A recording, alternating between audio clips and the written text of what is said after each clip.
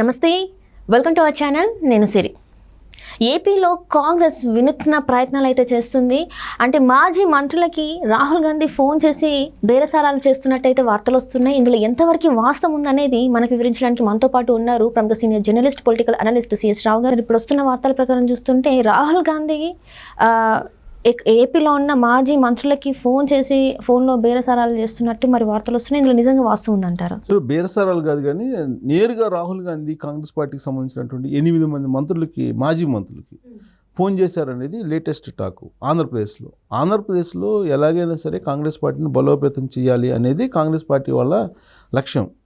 దాంట్లో భాగంగా కాంగ్రెస్ పార్టీ నుంచి వెళ్ళిపోయినటువంటి వాళ్ళే కదా వైఎస్ఆర్ కాంగ్రెస్ పార్టీలో 90% ఉంది. 90 కాదు, 100% ఇంక్లూడింగ్ జగన్మోహన్ రెడ్డి కాంగ్రెస్ పార్టీ నుంచి వెళ్ళిన వాళ్ళే కదా. కాబట్టి కాంగ్రెస్ పార్టీకి మళ్ళీ వాళ్ళు వస్తారు అనేటువంటి ఉద్దేశంతో రాహుల్ గాంధీ డైరెక్ట్గా వాళ్ళకే ఫోన్ చేశారు. ఒక సెలెక్టెడ్గా ఒక 8 మంది మాజీ మంత్రులకి ఆయన ఫోన్ చేశారు అనేది ఇప్పుడు వైఎస్ఆర్ కాంగ్రెస్ పార్టీలో, అలాగే కాంగ్రెస్ పార్టీలో కూడా జరుగుతున్నటువంటి చర్చ. ఎందుకు సెలెక్టెడ్గా వాళ్ళకే ఫోన్లు చేశారు రాహుల్ గాంధీ అని అంటే, రాహుల్ గాంధీకి పూర్వ పరిచయాలు ఉన్నాయి.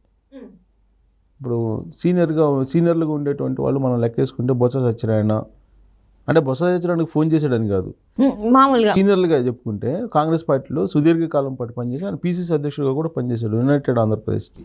బొత్స సత్యనారాయణ, ధర్మాన ప్రసాద్ మాజీ మంత్రి, ఆయన కూడా కాంగ్రెస్ పార్టీలో దాదాపుగా 35 సంవత్సరాలు ఆయన పనిచేశాడు. అలా చెప్పుకుంటూ పోతే చాలామంది ఉన్నారు.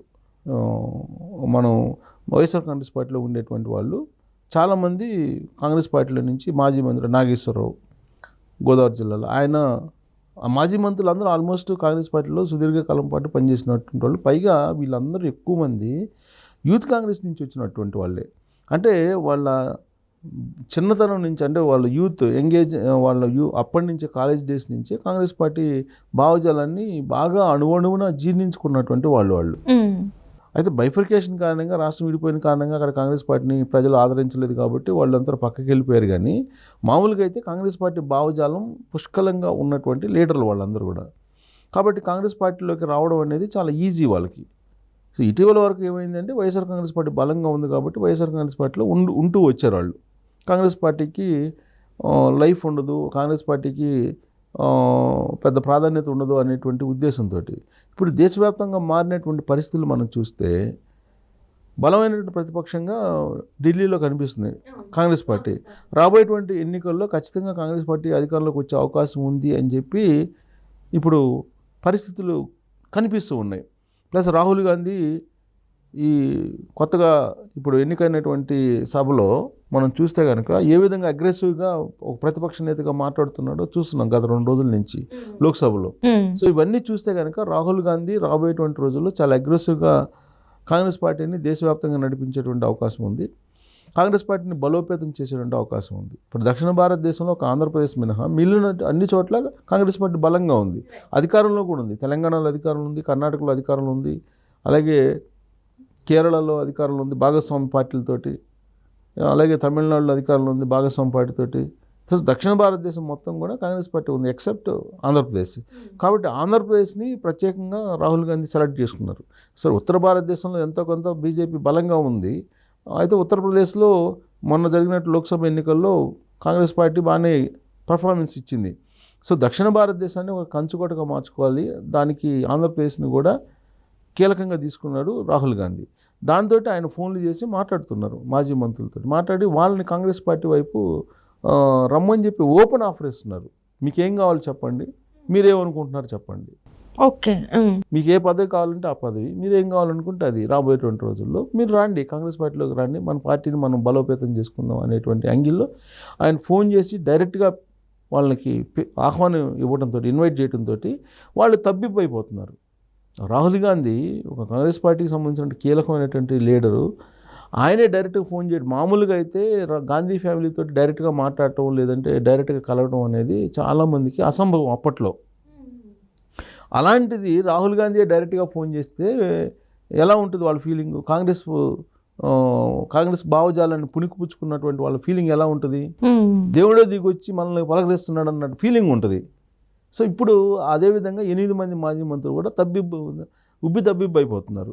అంటే కాంగ్రెస్ పార్టీలో ఏ రోజైనా వాళ్ళు చేరేటువంటి అవకాశం ఉంది. సో నేరుగా ఢిల్లీకి రమ్మని చెప్పారట వాళ్ళని. మీరు ఢిల్లీకి రండి, ఎప్పుడైనా సరే నన్ను కలవచ్చు, మీరు ఏం చేద్దామని మాట్లాడదాం, మీరు రండి అని చెప్పి కీలకమైనటువంటి మాజీ మంత్రులతోటి ఆయన ఫోన్ చేసి మాట్లాడారు అని చెప్పి తెలుస్తుంది.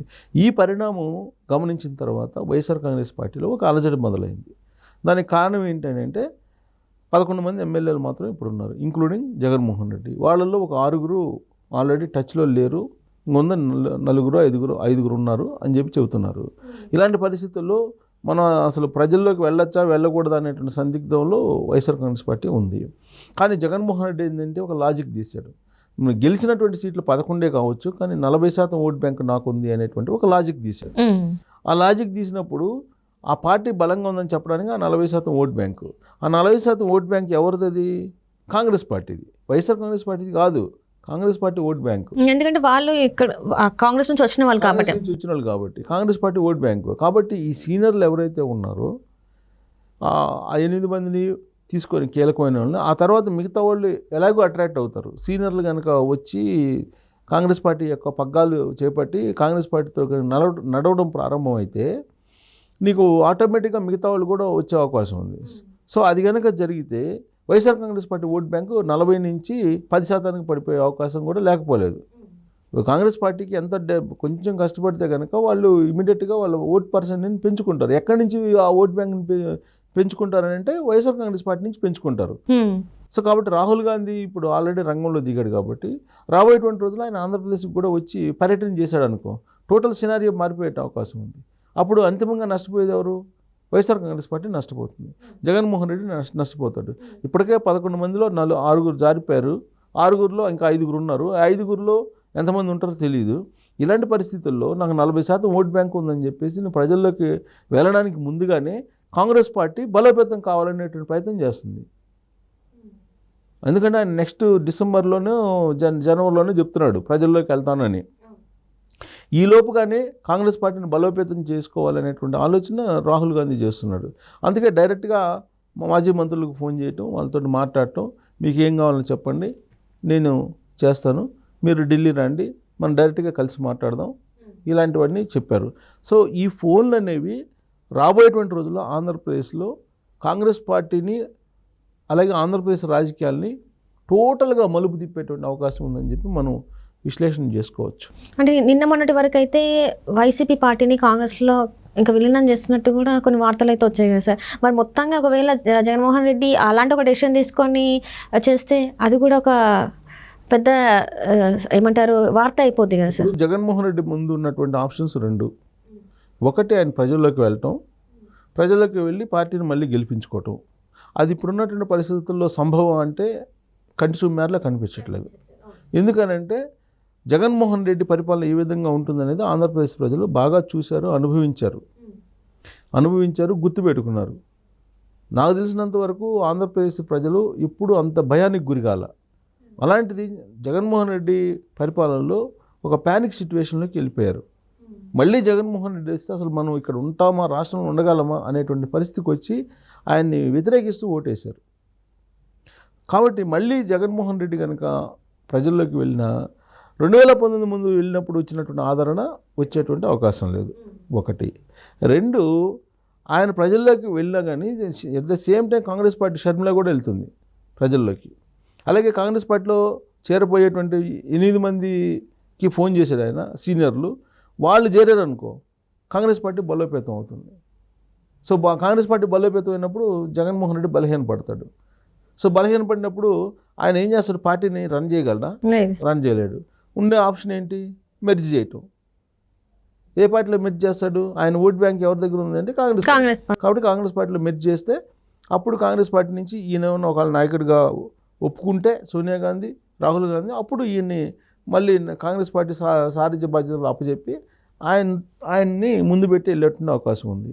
అలా కాకుండా పొత్తు పెట్టుకుందాం అని అంటాడు జగన్మోహన్. దానికి ఒప్పుకోకపోవచ్చు కాంగ్రెస్ పార్టీ. విలీనానికి ఎక్కువ మొగ్గు చెప్తారు, కావాలని చెప్పి కోరుకుంటారు వాళ్ళు. సో అల్టిమేట్గా ఏంటంటే కాంగ్రెస్ పార్టీ వేసేటువంటి అడుగులను బట్టి జగన్మోహన్ రెడ్డి యొక్క రాజకీయ భవిష్యత్తు ఆధారపడి ఉందని చెప్పి మనం చెప్పచ్చు. Right sir, right. Thank you so much sir. Thank you.